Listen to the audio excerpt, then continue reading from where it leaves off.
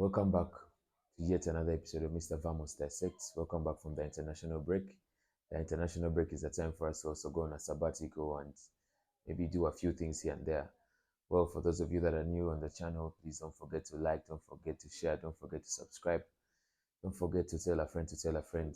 Should be the word around town that we're trying to do something here for the people them, yeah? Well, in today's episode, we're going to be talking about the English Premier League, the Spanish La Liga, the big one inside there, the big one in Italy, the big one in Germany. Of course, there are some interesting results in the Uganda Premier League as well. We'll pass through those ones a bit. Well, we'll start from the English Premier League because that's where the biggest fan base is in there. The earliest kickoff today will be Chelsea taking on Leicester. Rather, Leicester is hosting Chelsea. Well, this will be, I saw people calling it the Macaresca Derby because Macaresca actually turned allegiance from Leicester City to Chelsea.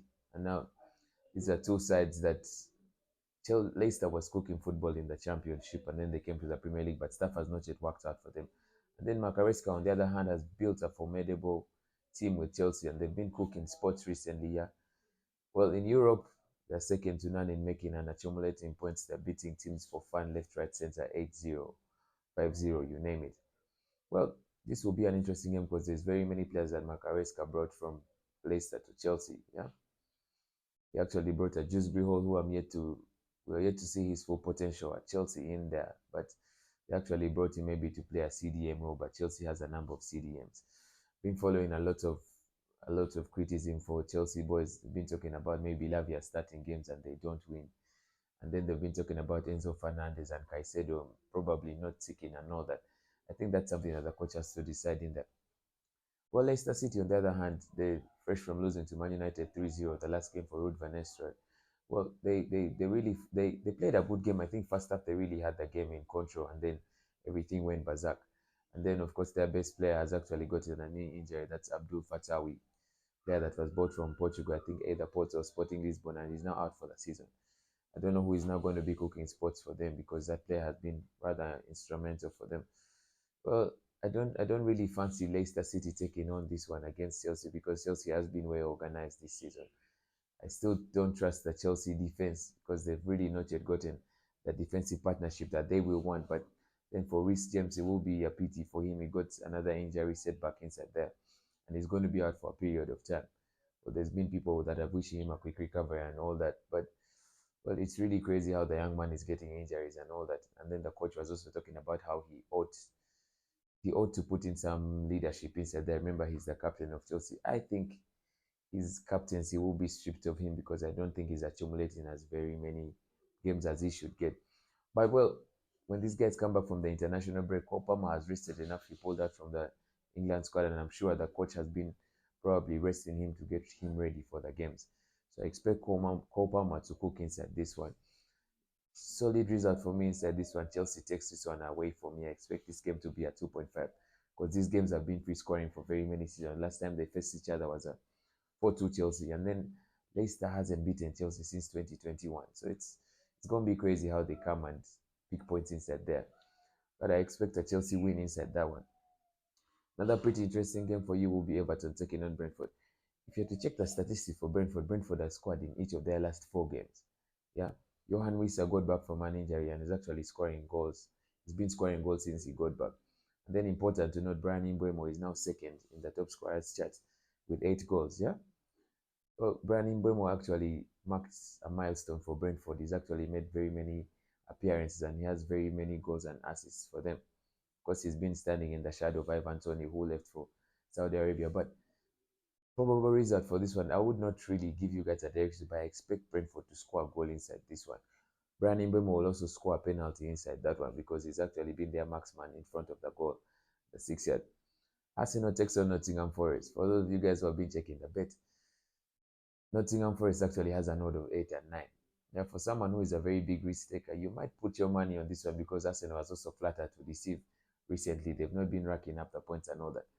Interesting to note that Bukayo Saka actually tops the Premier League charts in regards to assists. He actually had 7 assists in that one.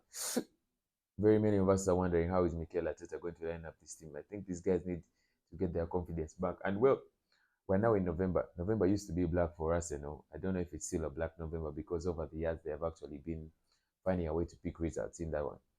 Well, I've been watching a few Arsenal games inside here, and then I'm thinking if Thomas Partey continues to play sports in that number two position, then I don't see where Arsenal plays sports from, because it's been sixes and sevens in that Arsenal team. It's been shambolic for how they've been playing. Of course, Mikel Merino, still trying to adapt into the Premier League, has been playing with maybe sometimes Thomas Partey comes into the middle, and it's been shambles. It's been shambles. Arsenal does not have a direct nine. Kai Havertz has also been slow on the pedal one of these days. He's not been picking spots. Leandro Trossard, I still think Leandro Trossard is a player that comes off the bench. Yeah, him starting games is not really something that will deliver. But Martinelli, on the other hand, might also not really deliver when he starts. So it's really a tricky paper for Mikel Arteta. But Arsenal, Nottingham Forest, like I said, if you really think, if you really have like your gods that you trust, you can probably put your money on them. But most definitely for Nottingham Forest, they'll be backed by the fact that Chris Wood is actually on form. He's actually scored 8 goals in 11 games, which is pretty interesting for a side like Nottingham Forest to have maybe your marksman putting in those goals. You remember that Awonyini actually got an injury. He's just trying to return back to the team. You know, last season he was their marksman in front there. So I expect Chris Wood to continue his surge in scoring goals inside there. I expect Chris Wood to put a goal inside there. So Nottingham Forest is 0.5 for you. The big game of the day will be Spurs taking on Man City. Well, these are two sides that have been losing games left, right, and center.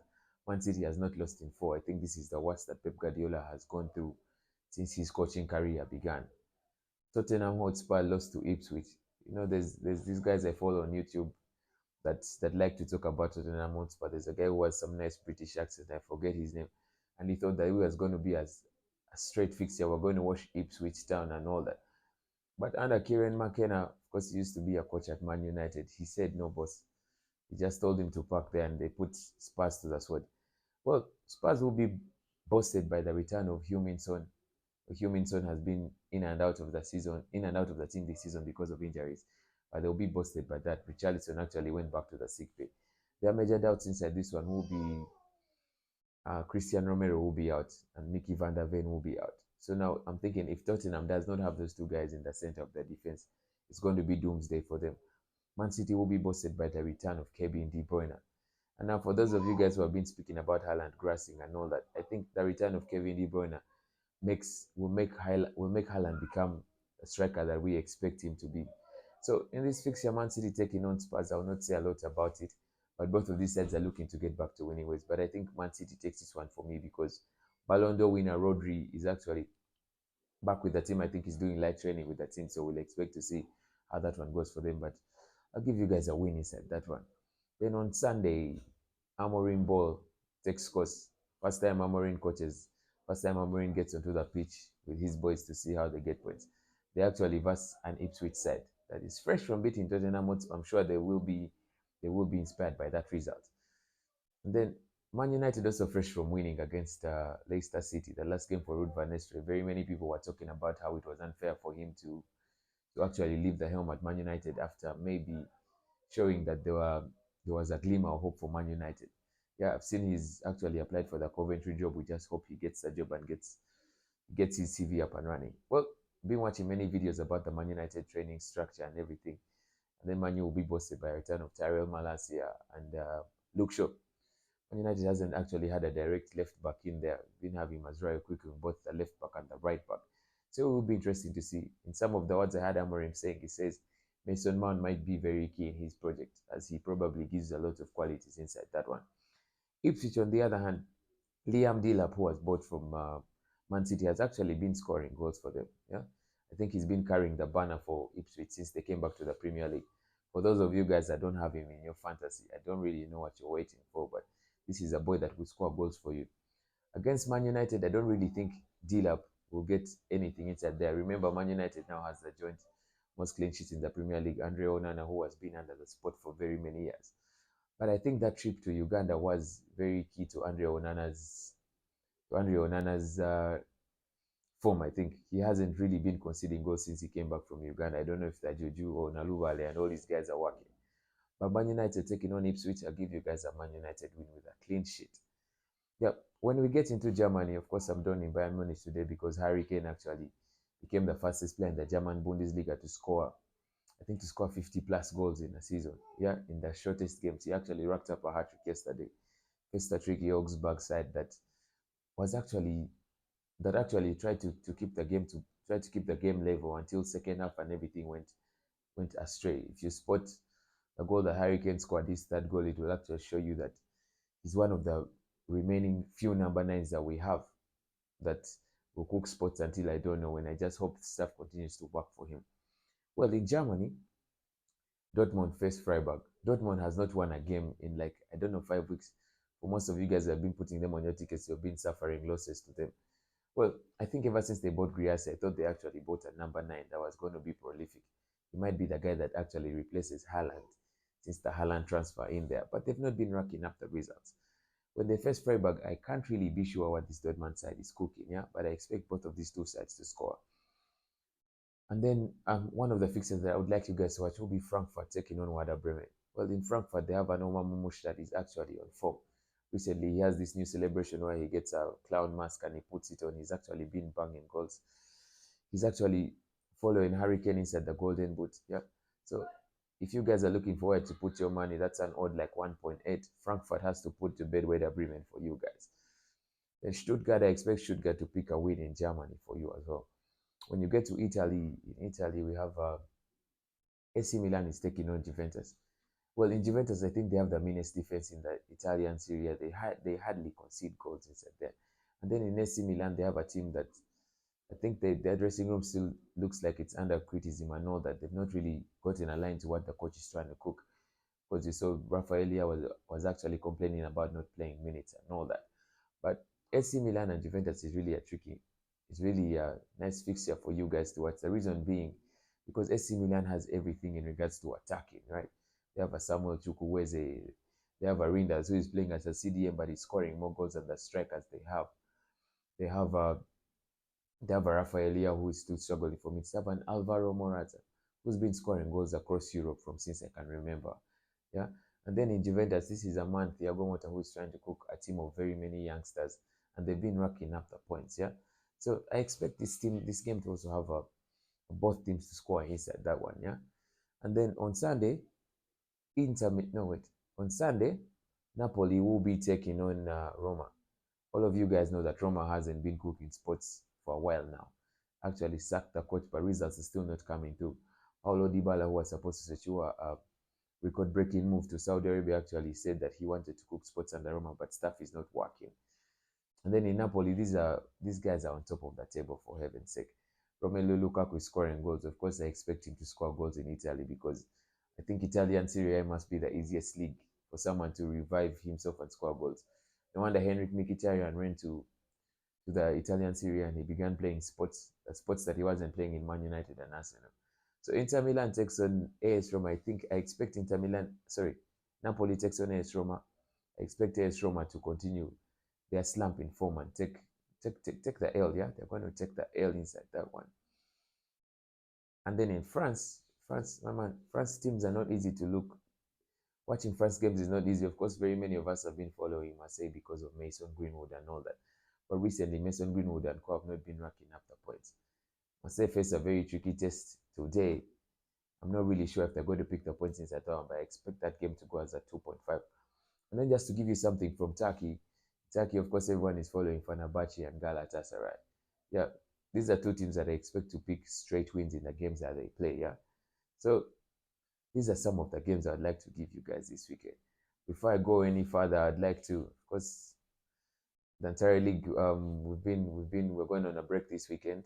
Yeah, last weekend there was the big one. Machando took on Ishera, and it was actually a very nice game to watch. Yeah, I think that game left all of us on our feet. The whole 60 minutes. Yeah, it was 60 minutes of action. Somehow, I think the referee actually got carried away and actually added very more minutes than the game was supposed to because it was really interesting. Yeah.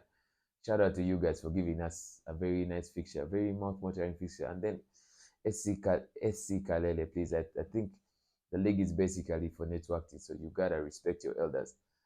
Main man Abbott actually got back playing football. I think the man had gone to maybe Hindu or something to rediscover his goal scoring form and something. But this time around, he racked up a sumptuous assist, for lack of a better word. Yeah, I'm sure he's been trying to like tell everybody what he did and all that. I just hope stuff can continue to come for him. Someone was asking for him to be given the Ballon d'Or recently. And then in the Uganda Premier League, Vipers took on URA. They continue to put a dent in URA's self-esteem and all that. 2-0 in that one in Chitende. Alan Okello continues to be unplayable this season. Yeah, after signing him last season, I think last season he still had glimpses of that knee injury that was taking him back. But Alan Okello went in that one and scored a goal inside that one. He actually flew in the air to put in that one. And then he actually contributed to Milton Carissa's goal for that one. So Vipers beating URA 2-0 on the night. Solito Bright Stars took on Maroons. Well, I think Solito Bright Stars played maybe a beautiful game inside that one. They usually know how to cook sports. Important to note that main man Mohindo Joelini actually got his debut, and then the only thing I expect is if this boy is given a run of minutes inside that one, I expect him to cook. Very many people are saying that for the defenders and midfielders that don't have ankles in that league, they should be ready to see this boy prosper and shine. And then, of course, KCCA. Well, very many people were talking about unbeaten run, unbeaten run. Well, NEC and KCCA have the same home ground. So this was a derby of maybe you're renting your pitch to us and all that. KCCA was actually punished by their former players. That was Paul Muturezi and Mike Mutiaba. Of course, Mike Mutiaba sending a long ball to Paul Muturezi, who sent it back to him, and he actually took a hit of a bang in that one. Beautiful goal for you. Well, I think that's all we'll have for you guys today. I'd like to thank you guys for giving the feedback coming through. Well, actually, we're having very many reviews lately, and we'd like to thank you guys for the feedback and everything. Don't forget to like, don't forget to share, don't forget to subscribe. Don't forget to enjoy your weekends. Yeah. YOLO, YOLO, YOLO. Vamos, we go again.